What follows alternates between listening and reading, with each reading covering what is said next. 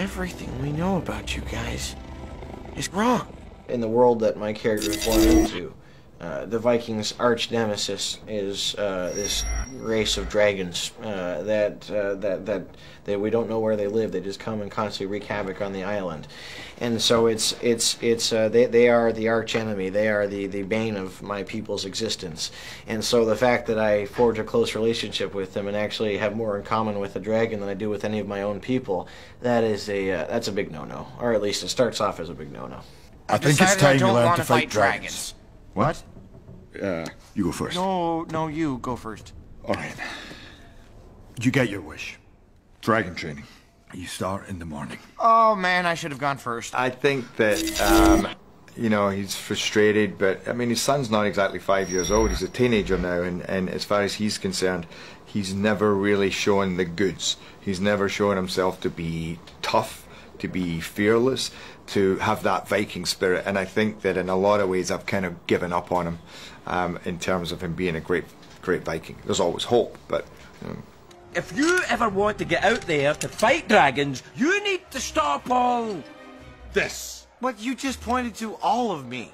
I think that Gobber thinks about Hiccup as a kind of concerned uncle. He loves the kid, I think, and he's known the kid since he was a baby, but as the kid's grown, he realises this kid is different. And he's not invested in the same way Stoic is about, hey, he must be a Viking chief and he must do all this stuff. You know, I mean, he can, you know, he's a little more relaxed in how and more kind of accepting of how Hiccup is, and therefore is more open to the kid's new ideas about dragons and Vikings. Hiccup! Get me down from here! You have to give me a chance to explain. I am not listening to anything you have to say! Then I won't speak. Just let me show you. Well, I think in the beginning, Hiccup is just a nuisance to her because she's there to get the job done and be #1 teenage Viking dragon slayer.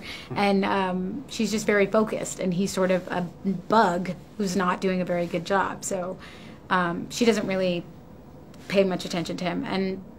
And then he kind of becomes her unlikely competition, and she gets very upset and jealous and confused about why he's so good at what he was so bad at before. And then they kind of like become partners in, you know, in this huge adventure of, you know, defying everything that their world kind of knows to be true. Now get me down. Toothless, down, gently. See? Nothing to be afraid of. Whoa! Toothless! What is wrong with you? I've never done like original voice. I did a lot of dubbing when I was young. When I was like 12 or 13, I did a lot of dubbing of French into English stuff, you know. No, it was yeah. So this is my first time really with this stuff, and you know, there's I like to say there's like a leader of my blood in every part I play, you know, and some are closer to me than others, and Hiccup was definitely, this is pretty close to me at 14.